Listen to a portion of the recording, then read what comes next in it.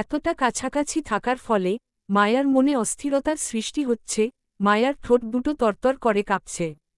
তখনই হঠাৎ তুর্য মায়ার ঠোঁট জোড়ার দিকে এগিয়ে আসতে থাকে। মায়া ভয় পেয়ে যায়, তাই তো তুর্যর হাত থেকে ছুটতে তুর্যকে জোরে ধাক্কা দিয়ে বসে। তুর্য অন্যমনস্ক ছিল তাই মায়ার ধাক্কায় কিছুটা পিছিয়ে যায়। মায়া নিজের দিকে তাকিয়ে দৌড়ে গিয়ে চেয়ারের উপর থেকে ওড়নাটা এনে নিজের গায়ে জড়িয়ে নেয়। তারপর ওয়াশরুমের দিকে দৌড় দেয়। উদ্দেশ্য ওয়াশরুমের ভিতরে গিয়ে দরজা বন্ধ করে দেওয়া। কিন্তু কপাল খারাপ হলে যা হয় আর কি, ওয়াশরুমে ঢোকার আগেই তুর্য মায়ার হাত ধরে ফেলল। মায়াও কিন্তু কম যায় না, তুর্য মায়ার হাত ধরার সাথে সাথেই মায়া তুর্যর হাতে কামড় বসিয়ে দিল। মায়ার সবকটি দাঁতের দাগ তুর্যর হাতের কবজিতে বসে গেল। তবুও তুর্য মায়ার হাত ছাড়ল না, কারণ তুর্য জানে হাত ছাড়লেই উড়ে যাবে তার পাখি। তুর্য রাগী গলায় বলল, এই পুঁটি মাছের মতো শরীরে এত শক্তি আসে কোথা থেকে? তুর্য, আমার শরীরে শক্তি থাকবে না তো কি আপনার মতো বুড়োর শরীরে শক্তি থাকবে? মায়ার কথা শুনে তুর্যর কপাল কুঁচকে এলো। তুর্য কপাল কুঁচকে নিয়ে মায়াকে জিজ্ঞেস করল, তুমি কি কোনোভাবে আমাকে বুড়ো বলছ? তুর্য, কোনোভাবে আবার কি? আমি ডাইরেক্ট আপনাকে বুড়ো বলছি। মায়া, আমার বয়স কত জানো? তুর্য, মায়া, কত? তুর্য, -28, আর আমার বয়স 18। আপনি আমার থেকে গুনে গুনে 10 বছরের বড়, তাই আপনি বুড়ো। মায়া, এটা কোন লজিক হলো? তুর্য, আমার কাছে তো এটাই লজিক। মায়া, আচ্ছা ঠিক আছে মানলাম আমি বুড়ো, কিন্তু তুমি কি জানো আর অল্প কিছু দিনের ব্যবধানে এই বুড়োকে সামলাতে তোমার হিমশিম খেতে হবে? তুর্য, মায়া চোখ বড় বড় করে তাকানো তুর্যর দিকে আর বিড় করে বলতে থাকল, হে আল্লাহ, হে কেমন নির্লজ্জর হাতে ফেলেছ আমায়, এর মুখে কি কোন কথাই আটকায় না। তখনই তুর্য বলে উঠল, আমাকে পেয়েছ বলে আল্লাহর কাছে শুকরিয়া আদায় করছো নাকি? হ্যাঁ হ্যাঁ, আমার তো খেয়ে দে আর কোন কাজ নেই, আপনাকে পেয়ে আমি আল্লাহর কাছে শুকরিয়া আদায় করব? নির্লজ্জের মতো উল্টাপাল্টা কথা না বলে আপনি বরং বেরোহন এখন এই রুম থেকে। মায়া, আরে কোথায় যাব? আমি তো আজ সারারাত তোমার সাথে গল্প করব বলে এসেছি। তুর্য, অনেক হয়েছে গল্প, আপনার মতো নির্লজ্জ লোকের সাথে আর কোন গল্প করার ইচ্ছা নেই আমার। আপনি যাবেন না? আমি তন্নি আপুকে ডাক দিব।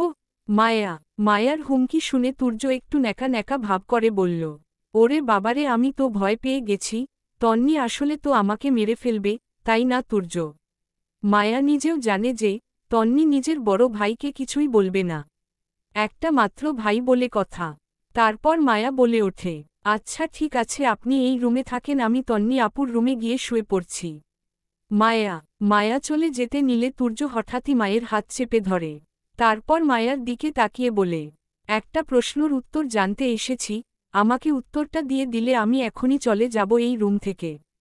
তুর্য, কি প্রশ্ন? মায়া, গত 8 বছরে যা যা হয়েছে তা নিয়ে কি তুমি আমার উপরে রেগে আছো? তুর্য, মায়া সোজা সাপটা উত্তর দিল, না, গত 8 বছরে আমার সাথে যা যা হয়েছে তা নিয়ে আমি কখনো আপনার উপরে রাগ করিনি, কারণ এখানে আপনার কোন দোষ ছিল না। আর এই বিয়েটার কারণে 8টা বছর আপনিও আপনার পরিবারের থেকে দূরে থেকেছেন, কষ্ট আপনিও তো কম পাননি। তবে হ্যাঁ, যখন সবকিছু বুঝতে শিখলাম তখন অভিমান হয়েছে আপনার উপরে। যখনই মানুষের তিরস্কারের শিকার হতাম তখনই ভাবতাম আপনার কথা, কেন আপনি আমাকে এই সমাজের কিছু মানুষরূপী পশুদের সামনে রেখে চলে গেলেন, যারা কিনা তাদের কথার তীরে আমার ছোট হৃদয়টাকে ক্ষতবিক্ষত করত প্রতিনিয়ত। মায়া, এতক্ষণ মায়ের কথা চুপচাপ শুনে তুর্য এবার বলে উঠল, তখন আমাদের কারোই সংসার করার বয়স ছিল না। আমি কিন্তু একবারও বলিনি আমার সাথে সংসার করেননি কেন, কারণ তখন আমার বয়স মাত্র 10 বছর, ওই বয়সে কি সংসার হয়? কিন্তু পাশে তো থাকতে পারতেন, যেভাবে মামুনি, বাবাই ও তন্নি আপু ছিল।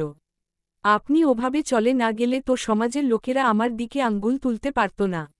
মায়া, ভুলটা আমাদের কারোই ছিল না, পরিস্থিতি আমাদেরকে ভুল জায়গায় দাঁড় করিয়ে দিয়েছিল। তবুও আমি নিজের ভুল স্বীকার করি, আশা করি তুমি আমায় ক্ষমা করে দিবে। তুর্য, বলেই তুর্য মায়ার রুম থেকে বেরিয়ে নিজের রুমে চলে যায়। মায়া খুব স্বাভাবিকভাবে দরজা বন্ধ করে বিছানায় গিয়ে শুয়ে পড়ে।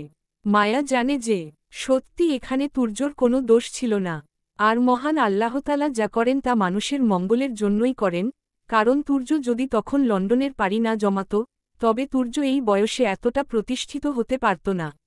এগুলো ভাবতে ভাবতে মায়া ঘুমিয়ে পড়ল। মাঝখানে কেটে গেছে একটা দিন, সেদিনে আর তুর্য তেমন একটা মায়ার সম্মুখীন হয়নি। তুর্য এখন মহাব্যস্ত, একমাত্র ছোট বোনের বিয়ে বলে কথা। বিয়ের সমস্ত দায়িত্ব আরাফ খান এবং তুর্যর কাঁধে থাকায় গতকাল তুর্যকে তেমন একটা বাড়িতে পাওয়া যায়নি। আজকের দিনটা খান বাড়ির সকলের কাছে খুবই আনন্দমুখর। খান বাড়ির একমাত্র মেয়ের বিয়ে বলে কথা। খান বাড়ির সকল আত্মীয় স্বজন গতকালই এসে গেছে। সেই সাথে চলে এসেছে তুর্যর ফুপিরাও।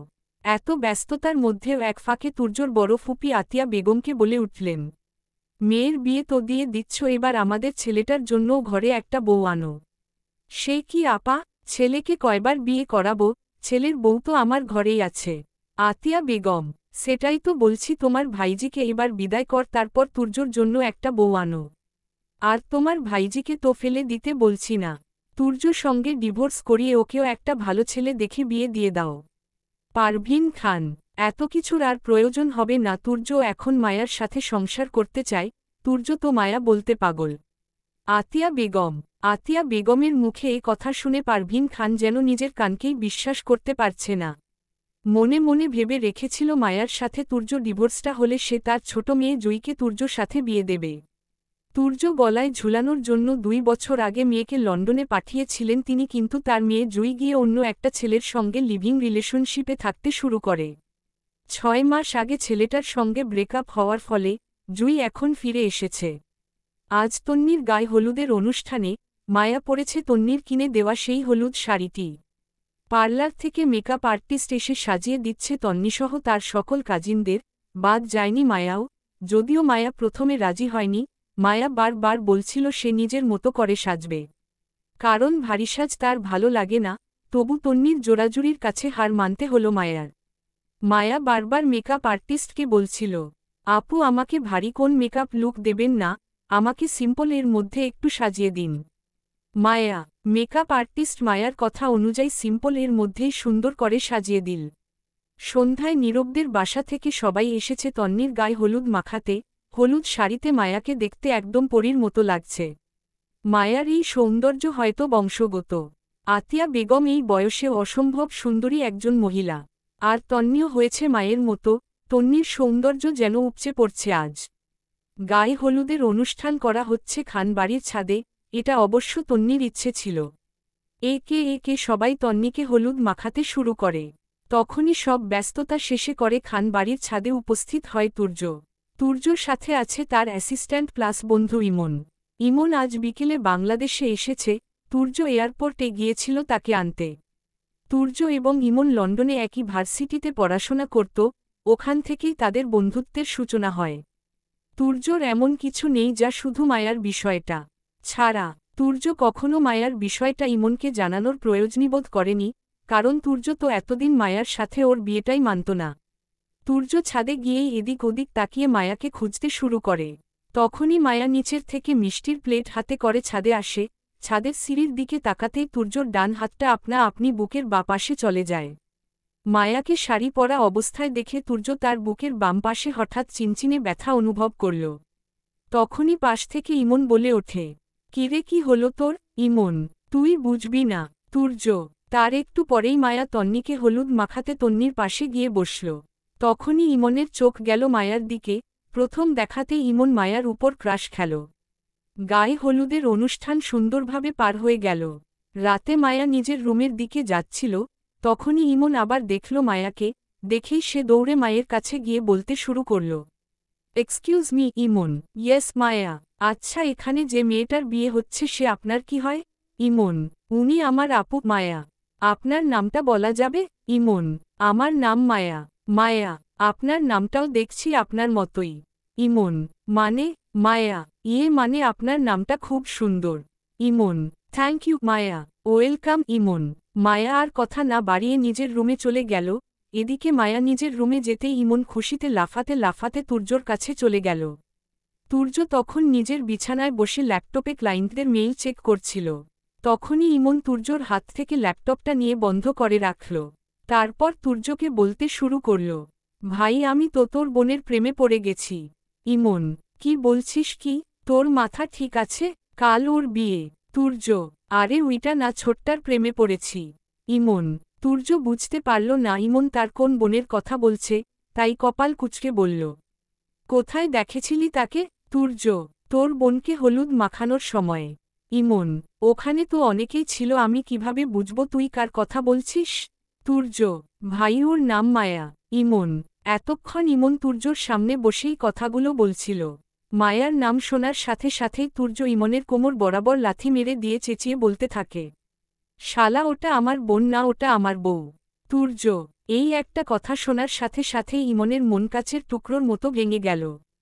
কিন্তু এক মুহূর্ত পরে এমন মেঝেতে বসা অবস্থাতেই ভাবতে শুরু করল, এই ৮ বছর তুর্য আমার সাথে ছিল, তাহলে বিয়ে করল কবে? এটা ভাবতেই ইমনের মনে আশার আলো জেগে উঠল। ইমন বলে উঠল, তুই মিথ্যে বলছিস, ৮ বছর তো তুই লন্ডনে থাকলি, তাহলে বিয়ে করলি কবে? ইমন, তুর্য ইমনকে সব কিছু খুলে বলল। তুর্যর কথা শুনে ইমন মেঝেতে বসে বাচ্চাদের মতো কান্না শুরু করল। আর বলতে থাকল, এটা কি হলো আমার সাথে? আমি তো বরবাদ হয়ে গেলাম, এত বছর পরে কারোর উপর ক্রাশ খেলাম আর সেও আমার ভাবি বের হল। ইমন এভাবে রাত পার করে দিল। ইমন, সকালে বাড়ির সবাই ভীষণ ব্যস্ততার মধ্যে অর্ধেক দিন পার হয়ে গেল, আর ১ ঘণ্টা পরে বরযাত্রী চলে আসবে। মায়া এখনও তৈরি হয়নি, সে আয়নার সামনে দাঁড়িয়ে ২-১টা ড্রেস নিজের শরীরের সঙ্গে লাগিয়ে দেখছে কোনটাতে তাকে বেশি মানাবে। মায়া ভেবে পাচ্ছে না আজ তার কি পরা উচিত। তখনই তুর্য রুমে আসে। তুর্য সোজা এসে মায়ার পাশে দাঁড়ায়। তারপর মায়ার দিকে একটা শপিং ব্যাগ এগিয়ে দেয়। মায়া ব্যাগটা হাতে না নিয়েই জিজ্ঞেস করে, কি আছে এই ব্যাগে? আর আমাকে দিচ্ছেন কেন? মায়া, এটার মধ্যে একটা শাড়ি আছে। তুর্য, তো এটা আমাকে দিচ্ছেন কেন? মায়া, আজ তুমি এটা পরবে তাই। তুর্য, যদি না পরি? মায়া, মায়ার কানের কাছে মুখ নিয়ে তুর্য ফিসফিস করে বলল, যদি না পরো, তাহলে তুমি যেটা পরবে সেটা নিজের হাতে খুলে আবার নিজের হাতেই তোমাকে এই শাড়িটা আমি পরিয়ে দেব। আর তুমি তো জানোই আমি কতটা নির্লজ্জ, বিশ্বাস কর তোমার ড্রেস চেঞ্জ করে দিতে আমার একটুও লজ্জা করবে না। তুর্য, তোর জন্য মুখে এইসব কথা শুনে মায়া রেগে গিয়ে তুর্যর হাত থেকে ব্যাগটা নিয়ে বিছানায় ছুঁড়ে ফেলে দিয়ে বলতে থাকে, আমি এটা পরব না, পরব না, পরব না। আর আপনি খবরদার বেশি বাড়াবাড়ি করার চেষ্টা করবেন না। উ কথা শেষ করার আগেই তুর্য মায়ার ঠোঁট দুটো নিজের দখলে নিয়ে নিল। মায়া রেগে গিয়ে তুর্যর হাত থেকে ব্যাগটা নিয়ে বিছানায় ছুঁড়ে ফেলে দিয়ে বলতে থাকে, আমি এটা পরব না, পরব না, পরব না। আর আপনি খবরদার বেশি বাড়াবাড়ি করার চেষ্টা করবেন না। উ কথা শেষ করার আগেই তুর্য মায়ার ঠোঁট দুটো নিজের দখলে নিয়ে নিল। মায়ার পুরো শরীর কিছু মুহূর্তের জন্য অবশ হয়ে গেল। মায়া প্রথমে বুঝে উঠতে পারল না তার সাথে এটা কি হচ্ছে। কয়েক মুহূর্তের মধ্যেই মায়ার মস্তিষ্ক সচল হয়ে গেল। তখন মায়া অনেক চেষ্টা করল তুর্যর থেকে নিজেকে ছাড়ানোর জন্য। মায়ার দম বন্ধ হয়ে আসছিল, কিন্তু তুর্যর মতো বলিষ্ঠ দেহের অধিকারী একজন পুরুষের হাত থেকে নিজেকে ছাড়ানো মায়া পক্ষে সম্ভব হল না। পুরো ২ মিনিট পরে তুর্য মায়াকে ছেড়ে দিল। তুর্যর থেকে ছাড়া পেয়ে মায়া জোরে জোরে নিঃশ্বাস নিতে শুরু করে। তখন তুর্য মায়ার কানের কাছে এসে ফিসফিস করে বলতে থাকে, এইটুকুতেই এই অবস্থা? তাহলে যেদিন পুরো আমিটাকেই তোমার নামে লিখে দেব সেদিন কি হবে তোমার? তুর্যর কথা কানে আসতেই মায়া রাগী চোখে তুর্যর দিকে তাকায়। তারপর বলতে থাকে, আপনার সাহস কি করে হলো আমাকে স্পর্শ করার? কোন অধিকারে আপনি আমাকে স্পর্শ করলেন? মায়া, সেদিন তোমাকে জুয়েলারি শপ থেকে ডায়মন্ডের যেই নেকলেস ২টা কিনে দিয়েছি, ওই নেকলেস ২টার দাম ছিল ৭০ লাখ টাকা, আর আমাদের বিয়ের সময় মোহরানা নির্ধারিত করা হয়েছিল ৫০ লাখ টাকা। সেই হিসেবে আমি তোমার মোহরানা পরিশোধ করে দিয়েছি ২ দিন আগেই। এখন আমি যদি স্বামীর অধিকার নিয়ে তোমার কাছে আসতে চাই, তাহলে তুমি আমার কাছে নিজেকে উজাড় করে দিতে বাধ্য থাকবে। কিন্তু আমি তা কখনোই চাইব না। আমি সেদিনই তোমাকে আপন করে নেব, যেদিন তুমি নিজের থেকে আমার কাছে এসে ধরা দিবে। তুর্য, মোহরানার নাম ভাঙ্গিয়া টাকার বিনিময়ে আমার দেহটা কিনে নিতে চাইছেন? মায়া কথাটা বলার সাথে সাথে তুর্য মায়ার গালে একটা চড় বসিয়ে দেয়। তুর্য শক্ত হাতে চড় খেয়ে মায়া তাল সামলাতে না পেরে বিছানার উপর গিয়ে পড়ে। তারপর বিছানায় বসা অবস্থায় কান্না করতে করতে বলল, আমি আপনার বাড়ির আশ্রিতা বলেই আমার সাথে এরকম করতে পারছেন, আজ যদি আমার বাবা মা বেঁচে থাকত তাহলে আপনি কখনো আমার সাথে এই ব্যবহার করতে পারতেন না। মায়া, -৮ বছর আগে তোমাকে যতবার আঘাত করেছি তা নিয়ে আমার আফসোস হয়। কিন্তু আজ তোমাকে যে চরটা দিলাম এটা নিয়ে আমার মনে কোনো আফসোস থাকবে না। বরং তুমি যে কথাটা বলেছ তার জন্য তোমার জিভ টেনে ছেড়ে দিতে পারলে আমার মনটা শান্ত হতো। তুর্য, আমি তো ভুল কিছু বলিনি, প্রতিটি পুরুষ মানুষই নারীর দেহের লোভে আটকায়। মায়া, সব পুরুষ এক না, না হলে আমি সবার মতো না। তুর্য, আপনি সবার থেকে আলাদাও না। মায়া, এটা তোমার ভুল ধারণা। তুর্য, তাই আমার এই সৌন্দর্য না থাকলে আপনি কি আমাকে বউ হিসেবে মেনে নিতেন? আমার এই রূপ না থাকলে কি আপনার এই দামি দামি গিফটগুলো আমার পাওনা হতো? আমি দেখতে কুৎসিত হলে কি আপনি আসার পরও খান বাড়িতে আমার জায়গা হতো? প্রতিটি মানুষই সৌন্দর্যের পূজারী, আর আপনিও তার ব্যতিক্রম নন। মায়া, নিজের সৌন্দর্য নিয়ে অহংকার করছিস? তুর্য, যদি বলি হ্যাঁ, যেই সৌন্দর্যের জোরে আমি এখন পর্যন্ত এখানে টিকে আছি, সেই সৌন্দর্য নিয়ে এইটুকু অহংকার তো করতেই হয়। মায়া, তখনই তুর্য মায়ার চোয়াল টিপে ধরে, ঠোঁট উঁচিয়ে বলতে থাকে, আব্রাহাম খান, তুর্যকে তুই এখনও চিনিস নাই, তোকে আমার চাই মানে চাই। আমি এতটাও সুপুরুষ নই যে নিজের ভালোবাসা ভাগ্যের উপরে ছেড়ে দেব, আমারটা আমি আদায় করে নিতে জানি। আর তুই যেই সৌন্দর্যের অহংকার করছিস, প্রয়োজনে তোর সেই সৌন্দর্য আমি এসিড দিয়ে পুড়িয়ে তোকে সারা জীবন নিজের কাছে বন্দি করে রাখব। তুর্য, কথাগুলো বলে তুর্য ছেড়ে দেয় মায়াকে। তারপর বেরিয়ে যেতে নেয় রুম থেকে। দরজার কাছে যেতেই তুর্য আবার ঘুরে তাকায় মায়ার দিক। মায়ার দিকে তাকিয়ে বলতে থাকে, আজ চলে যাচ্ছি তোর কাছ থেকে, খুব তাড়াতাড়ি তুই নিজে আসবি আমার কাছে। তখন কিন্তু আমার হাত থেকে কেউ তোকে বাঁচাতে পারবে না। তুর্য, কথাগুলো বলে তুর্য চলে যায় সেখান থেকে। তুর্য চলে যাওয়ার কিছুক্ষণ পর মায়া গিয়ে দাঁড়ালো আয়নার সামনে, নিজেকে ভালো করে দেখতে থাকল। চর মারার ফলে তুর্যর হাতের 5টা আঙ্গুলের দাগ মায়ার গালে বসে গেছে। নিজের এই অবস্থা দেখে আয়নার সামনে দাঁড়িয়ে মায়া অনেকক্ষণ কান্না করে। কিছুক্ষণ পরে নিচে শোরগোল শুরু হয়, সবার মুখে শোনা যায় বরযাত্রী চলে এসেছে। তাই মায়া আর দেরি না করে ওয়াশরুমে গিয়ে চোখে মুখে একটু পানি দিয়ে নেয়। তারপর আলমারি থেকে গোল্ডেন কালারের একটি গ্রাউন বের করে তা পরে নেয়।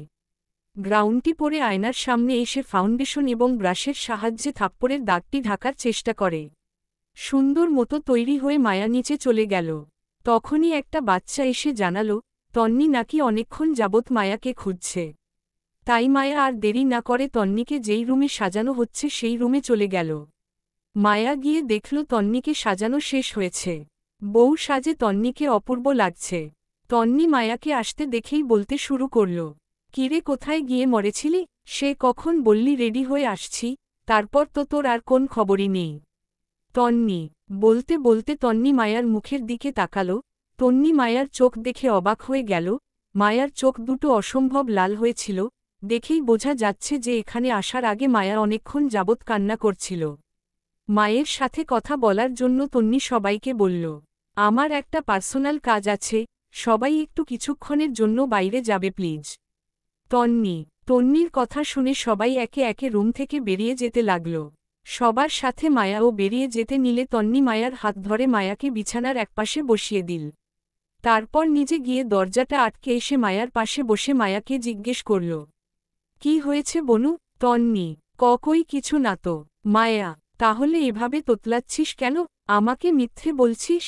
তন্নি, না আপু, মিথ্যা কেন বলবো, সত্যি কিছু হয়নি। মায়া, আচ্ছা থাক, কিছু বলতে হবে না। আমি হয়তো কখনো তোর নিজের বোন হতে পারিনি, তাই আমার কাছেও আজ তোর এত গোপনীয়তা। তন্নির মুখে এমন কথা শুনে মায়া তন্নিকে জড়িয়ে ধরে কান্না করতে শুরু করে। তারপর ধীরে ধীরে সবকিছু তন্নিকে বলতে থাকে। তন্নি মায়াকে জড়িয়ে ধরে মায়ার মাথায় হাত বুলাতে বুলাতে ভাবতে থাকে, বাচ্চা মানুষ না হয় ভুল করে একটা কথা বলে ফেলেছে, তার ভাই তাকে এমন করে মারবে? মায়া আর সে কি সমান নাকি? তার তো একটু ধৈর্য ধরা উচিত ছিল। একটু পরে সবাই দরজার বাইরে দাঁড়িয়ে তন্নিকে ডাকতে থাকে বিয়ের আসরে নিয়ে যাওয়ার জন্য। মায়া তখন উঠে গিয়ে দরজা খুলে দিয়ে আসে। একটু পরে সুন্দরভাবে তন্নির বিয়ে সম্পূর্ণ হয়ে যায়। মেয়ের বিয়ের সময় আরাফ খানের চোখ অশ্রুসিক্ত হয়ে গেল। বিয়ে পড়ানো শেষে আরাফ খান নীরবের হাতে তন্নিকে তুলে দিয়ে ভাঙ্গা গলায় বলল, বাবা, আমার কলিজার টুকরাটাকে তোমার হাতে তুলে দিলাম, ওকে একটু দেখে রেখো। নীরব এই বলে শ্বশুরকে আশ্বস্ত করল যে, আঙ্কেল, আমি আপনাকে কথা দিলাম, আমার জীবন দিয়ে হলেও আমি তন্নিকে আগলে রাখব। বিদায়ের সময় আতিয়া বেগম, মায়া এবং তন্নির ফুপিরা কান্নায় ভেঙে পড়ে। কান্নার এক পর্যায়ে তন্নি নিজেও জ্ঞান হারায়। তাই নীরব নিজে তন্নিকে গাড়িতে উঠিয়ে নিয়ে যায়। তন্নির বিয়ের পরে কেটে গেছে 7টা দিন। গতকাল রাতের ফ্লাইটে তন্নি ও নীরব পাড়ি জমিয়েছে অস্ট্রেলিয়াতে। নীরব অস্ট্রেলিয়ার অনেক বড় একজন হার্ট সার্জন। এই 7 দিনের মধ্যে তুর্যকে আর মায়ার আশেপাশে দেখা যায়নি। খাবার টেবিলেও দুজন সামনাসামনি হয়নি। তুর্য যখন খাবার খেত তখন মায়া নিচে আসত না। একটু আগেই মায়া আতিয়া বেগমের থেকে জানতে পারল তুর্য আজ লন্ডনে ফিরে যাবে। কথাটা শোনা মাত্রই মায়ার বুকের ভিতরে কেমন যেন মোচড় দিয়ে উঠল। দুপুরের দিকে লাগেজ নিয়ে রুম থেকে বেরিয়ে এলো তুর্য এবং ইমন। ড্রয়িং রুমের একটি সোফায় বসে ছিল আতিয়া বেগম এবং আরাফ খান। তুর্যকে নিচে আসতে দেখেই আতিয়া বেগম উঠে গিয়ে তুর্যকে জড়িয়ে ধরে কান্না শুরু করে দিলেন। তারপর তুর্যকে ছেড়ে কান্না করতে করতে ইমনের মাথায় হাত বুলিয়ে দিলেন। মায়া কিছুটা দূরে দাঁড়িয়ে নিচের দিকে তাকিয়ে নীরবে অশ্রু বিসর্জন দিচ্ছিল। কিন্তু তুর্য সেদিকে একটাবার ফিরেও না তাকিয়ে বাবা মায়ের থেকে বিদায় নিয়ে চলে গেল। তুর্য চলে যাওয়ার পরে আতিয়া বেগম মায়াকে জড়িয়ে ধরে অনেকক্ষণ কান্না করল। ঘণ্টাখানে পরে যে যার নিজের রুমের দিকে চলে গেল। মায়া নিজের ঘরে গিয়ে হাঁটুতে মুখ গুজে বসে কান্না শুরু করে দিল। কিছুক্ষণ পরে মায়ার ফোনে একটি অপরিচিত নাম্বার থেকে বারবার কল আসতে থাকে। মায়া প্রথমে কয়েকবার ফোনটি না উঠালেও শেষে ভাবল এতবার কল করছে তাহলে প্রয়োজনীয় কল হতে পারে। কলটি রিসিভ করতেই ওপাশ থেকে ইমন বলে উঠল, এয়ারপোর্টে তুর্যর উপর হামলা হয়েছিল। তুর্যর বুকে গুলি লেগেছে।